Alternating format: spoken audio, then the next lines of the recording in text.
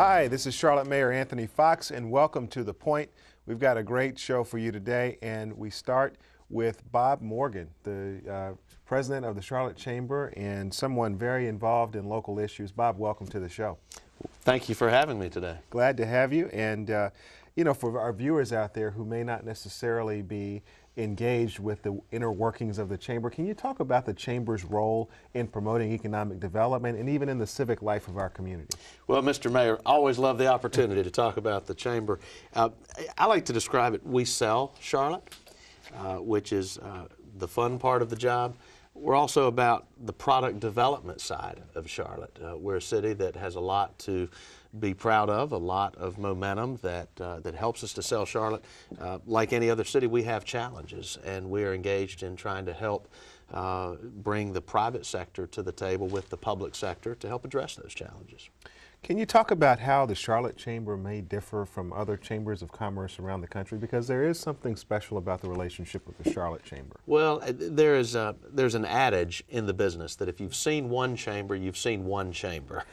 Every chamber reflects the civic DNA of the community it serves. In our case, some chambers own economic development, the recruitment of companies. Some don't. We happen to play that role. We're a strong advocate for a pro-Charlotte, pro-business agenda at every level of government. Some chambers take public dollars to help fund themselves. We happen not to. The Charlotte Chamber's history, because Charlotte really grew as a business town. We're not a political capital. Our capital, of course, is in Raleigh, 3 hours away. Columbia Getting to know that a little better these days. We're getting to know that a little better. We exist as a business town, and so the Chamber has been the vehicle through which the business community has addressed a lot of civic issues, going back to in the 1960s, the consolidation of city-county schools or the creation of UNC Charlotte in the 1950s. The Chamber's fingerprints are on a lot of things that have happened to help build our community. Can you talk a little bit about, if you look back over the last couple of years, what have been some of the highest achievements of the Chamber in the last few years in your mind? Well, the first decade of the new century, Charlotte's growth hit an all-time high. In fact, the fastest growing metro population in the United States. A lot of companies were coming here. A lot of companies already here were growing, and so that was significant. You know, we were affected by the downturn in 2008, and we could spend a lot of time talking about the challenges that downturn brought. But during that downturn, we saw announcements from companies like Electrolux and Husqvarna and Siemens, which is a manufacturing kind of deal that President Obama continues to talk about in touting the strength of manufacturing in the United States. So we also have seen some assets in the last 10 or 12 years that have been on the agenda, if you will, from the NASCAR Hall of Fame to the cultural campus. Now the baseball stadium is under construction. Of course, the investment that we're making as a community in transit and light rail and some of our major road projects have moved forward during the last 4 to 5 years. All of that culminated, of course, in the unique opportunity to show it off last year with the DNC, which perhaps is something you'd like to talk about a little further too, I suspect. Heard a little bit about that. It had more than a little bit to do with it, I might add. Well, from a business standpoint, speaking of the DNC, what was the impact of that on Charlotte in terms of a business opportunity for the city? You know, we took the approach very early on that the Chamber, it was your role and others to deal with what happened in the arena. It's a political convention with a political purpose. Our interest was in helping to make sure that Charlotte was successful in complementing the work of the city and the host committee and others. The second opportunity was to maximize the economic development opportunity, the opportunity to tell Charlotte's story and to show Charlotte. 6,000 or 7,000 delegates, 15,000 members of the media. Many of us had opportunities to go on to national news shows to talk about Charlotte from a chamber perspective, or to go on and talk about North Carolina's status as a right-to-work state. The kind of coverage and exposure that you couldn't really put a price to. 350 representatives of foreign governments, most of whom had never been here, who took the time to learn about what's happening in energy and healthcare and education. we won't see opportunities like that very often in the future. So we had those opportunities. We took advantage of them. Charlotte showed very well, and the exposure just took us to a whole new level. What do you think people saw when they came here? What was the feedback you got from folks that you had a chance to interface with? It was incredibly consistent, almost as if people were on a script. They talked about a central business district that was clean and compact. And they were very impressed with the embrace that they got from the citizens of Charlotte. I remember going back to when it was first announced that we were even going to put in a bid. I was walking up Tryon Street, and I had people yelling at me, "Bob, I'm a Republican, but let's go get the convention because we like green, the money that a convention's going to bring." We had people like former Governor Jim Martin and former Mayor Richard Vinwood early on stepped up as Republicans to help embrace what that kind of an event could mean to Charlotte in terms of positive exposure. And to hear our visitors acknowledging, again, clean, compact, they could walk from one venue to another. And then they really appreciated the hospitality to the point that we all know one comedian or television personality got tired of everybody being nice to him and said he needed to get back to New York City. So the feedback has continued to be very positive.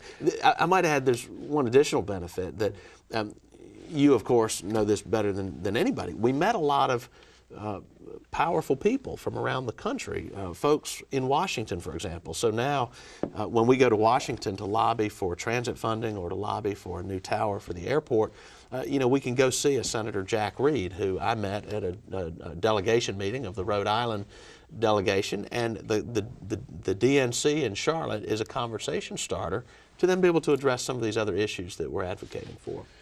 You know, as we look forward into the future of our city, we certainly have opportunities, we certainly have challenges. What do you see on the horizon for Charlotte? Where should we be focusing our time and energy? Well, I think the growth is going to continue. We are, because of the DNC, because of what we saw in the previous decade, for a lot of reasons, people are paying attention to us. And I think we're going to continue to see that kind of growth. I think we have to understand what are the industries that are driving our economy. Ask the question with them, what can we do to help you continue to grow? What can we do to help bring others who are a part of your industry to this community? How do we continue to brand ourselves? Most people know of us as a banking center. We are the second largest banking center in the country. Banking brings more wealth into this economy than any other. We have opportunities there. We also know that we continue to be a manufacturing center. We have more professional services here than most people realize. But we also have opportunities with the healthcare industry. We have opportunities in technology.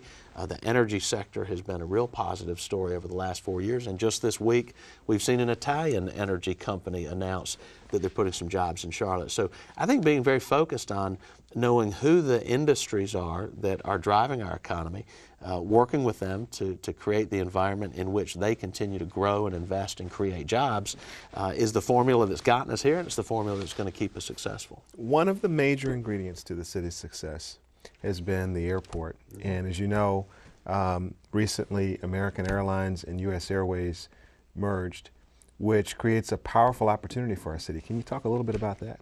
Well, this merger is pretty stunning. Charlotte will be the second largest hub to what will become the largest airline on the planet.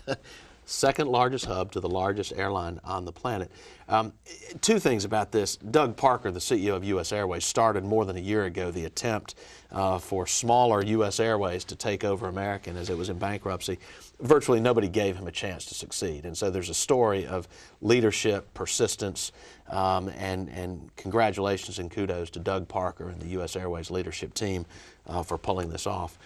Jerry Orr, our own airport director, has long said that American is a good fit with U.S. Airways for Charlotte because of our geography, because American can use a hub on the East Coast and in the Southeast, because of the competitive cost structure that our airport offers to the airlines. We now can offer our business travelers and our citizens connections to the rest of the globe that no other airline can match, frankly. U.S. Airways has nice coverage, certainly throughout North America, also to Europe and to Latin America. If you put beside that, however, the American network, there aren't many places on the planet in terms of major markets that they don't fly to. And so as Charlotte business people and Charlotteans, we will now be direct to even more cities, we believe, as they continue to grow in Charlotte, but we'll be one stop, only one stop from most every major destination on the planet. That's phenomenal.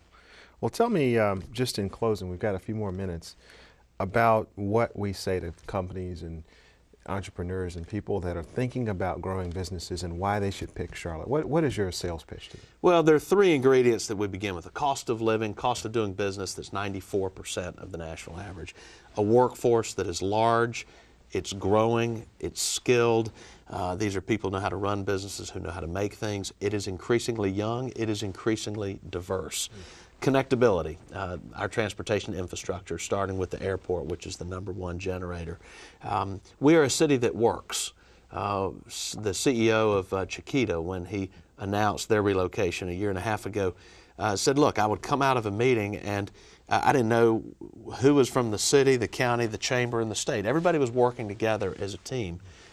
We have some challenges to that ability to work together, and yet, as we have some real public policy differences of opinion, it's important that we figure out how to work through those in a way that Charlotte continues to work, and that we work together, public sector, private sector, city, county, state, federal levels of government, all of the above, that we work toward the positive future to build on the success that we've seen up to date.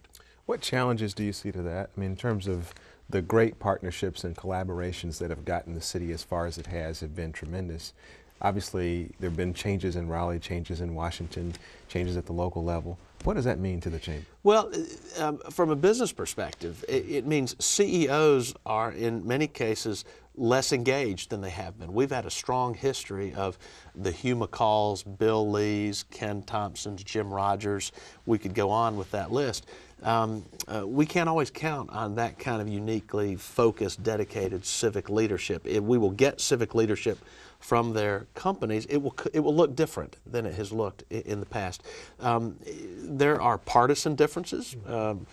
Blue city, blue county in a red state, that's a dynamic happening all over the United States, so there's some partisan differences to deal with.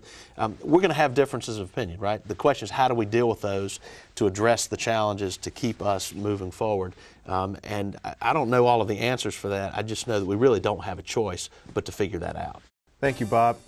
And thank you for joining us this week on The Point. We'll be back next time.